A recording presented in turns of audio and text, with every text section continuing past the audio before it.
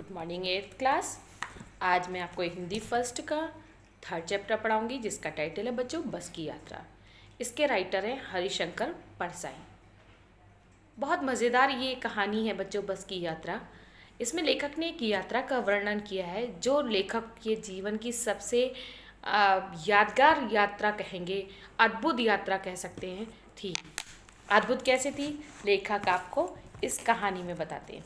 बच्चों एक बार क्या होता है, लेखक अपने 5 मित्रों के साथ बस का इंतज़ार कर रहे होते हैं। उन्हें पन्ना से सतना पहुंचना था और सतना से उन्हें जबलपुर के लिए ट्रेन पकड़नी थी। लेखक बस अड्डे पर बस का इंतज़ार कर रहे होते हैं।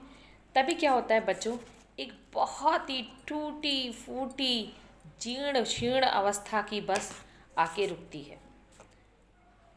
लेखक के साथ जितने दोस्त थे और लेखक उस बस में जैसे ही चढ़ने लगते हैं तो लोग कहते हैं, क्योंकि वो बस उस समय आखिरी बस थी शाम की, लेखक को बस पकड़ना बहुत ज़रूरी था। लेखक के 2 दोस्त थे जिन्हें सुबह ऑफिस जाके ज्वाइन करना था। तो लेखक परेशान तो था ही, बस की हालत को देखकर लेखक को घबराहट तो हुई।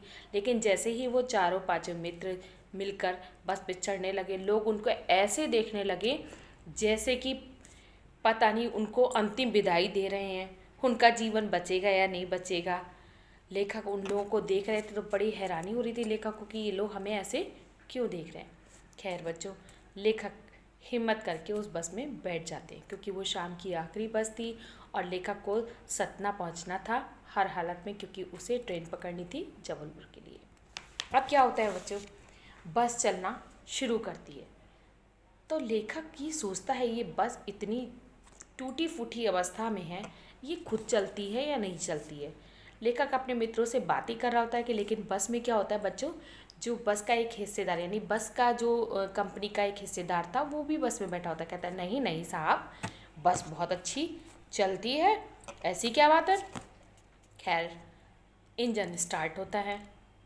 जैसे ही इंजन स्टार्ट होता है बच्चों तो पूरी बस ऐसा लगता है इंजन की जगह पे नहीं, पूरी बस में इंजन लगा है और ऐसा महसूस होता है लेखक और सभी यात्रियों को कि जैसे वो इंजन पर ही बैठे हैं। खैर धीरे धीरे धक्के दे के वो बस चलती है और जब लेखक देखता है कि वो बस चल रही है तो वो आसपास देखता है। जो बस में जो खिड़की थी उनमें 4-6 खिड़कियों में शीशे रह गए थे। लेखक डर जाता है, वो समझ जाता है कि इस इंजन की खटर खटर से शीशे टूट गए होंगे। तो लेखक क्या करता है, अपनी सीट बदल लेता है ये सोच के कि कहीं कोई शीशे वाली खिड़की पे बैठ गया तो मेरे कांच ना लग जाए। खैर बस आगे बढ़ती है बच्चों। लेखक हर पल ये सोचता है कि कहीं ये बस गड्ढे में ना गिर जाए, कहीं बस पेड़ पौधों से न टकरा जाए। हिम्मत करके लेखक डरते डरते उस बस में बैठा रहता है। कोई 15-20 मील चलती होगी बच्चों बस। उसके बाद पेट्रोल की टंकी में छेद हो जाता है। अब ड्राइवर उतरता है बस से और वो पेट्रोल एक पाइप की सहायता से बाल्टी में निकाल लेता है और फिर वो वापस उसको रिपेयर करके टंकी को फिर से पेट्रोल उसमें डालता है। लेखक को बिल्कुल ऐसा लगता है जैसे छोटे बच्चे को कोई माँ बॉटल से दूध पिला रही हो। लेखक को हंसी आती है, लेकिन लेखक को ये भी ध्यान है कि उसे सुबह जल्दी अपने शहर जबलपुर पहुंचना है और इसलिए लेखक उस बस में बैठा रहता है। और उसके पास कोई चारा भी नहीं था बच्चों, जब कोई बस ही नहीं थी तो उसे उस बस में बैठना ही था। खैर भगवान की कृपा से बस में पेट्रोल पड़ता है, फिर से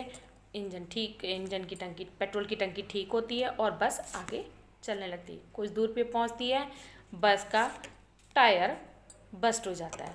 अब तो लेखक के दिमाग बहुत ज़्यादा ख़राब हो जाता है कि अब क्या होना है। अब जो मालिक था उसमें बैठा था वो तो एक अद्भुत और निराला ही मालिक था।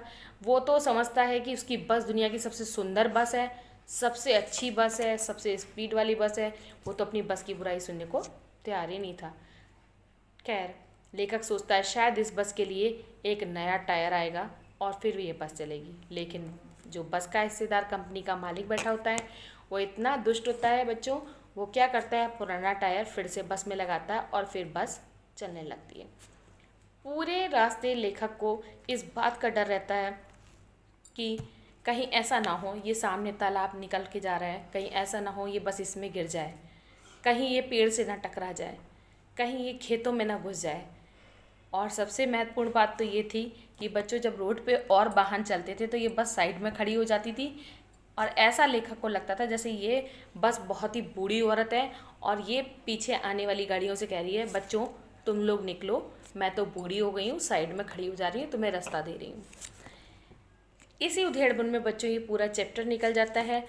अब लेखक की यात्रा अद्भुत इसलिए हो जाती है बच्चों कि अब लेखक के मन का डर भी खत्म हो जाता है। लेखक जानता है कि वो समय पर नहीं पहुंच पाएगा। लेखक अब ये भी सोचने लगता है कि वो पहुंचेगा भी या नहीं। समय की तो बात छोड़ दीजिए, अब लेखक को लगता है कि उसका जीवन इस बस में ही कट जाएगा। तो ये अपने आप में बच्चों बहुत ही हास्य कहानी भी है और साथ में एक मनोरंजक कहते हैं यात्रा भी है। आप कभी इस तरह की यात्रा करेंगे तो आपको कैसा महसूस होगा? लेखक ने क्या किया बच्चों, कैसा महसूस होगा? लेखक ने बच्चों क्या किया? राइट, अगर हम उसकी जगह होते तो कोशिश ये करते कि हम बस से उतर जाएं। लेकिन बच्चों ऐसी स्थिति जहाँ पे दूसरी बस ना हो, रास्ते में कोई साधन ना हो अपनी जगह पहुँचने का, तो फिर हमको मजबूरी में उसी बस में बैठना पड़ेगा अगर हमारी ज़िंदगी में भी कभी इस तरह की बस हमारे सामने आती है। क्योंकि हम अपने मंजिल पे पहुंचने के लिए, हम मनुष्य अपनी मंजिल पे पहुंचने के लिए हमेशा तैयार रहते हैं, आगे बढ़ते ही जाते हैं। और इस कहानी की तरह हम भी शायद उस बस में सवार हो जाते। लेकिन लेखक की बहुत तारीफ़ करनी चाहिए कि उसने बस की हालात से समझौता कर लिया और उसने ये चिंता छोड़ दी कि हम घर पहुंचेंगे या नहीं। बस एक बात का ध्यान रखा कि कोई बात नहीं है, बैठे तो हम बस में ही हैं। तो बच्चों कभी कभी ऐसे निराश टाइम में भी ऐसे लेखक जो हरिशंकर परसाई जी जैसे हैं अपने लिए खुशियाँ ढूंढ ही लेते हैं।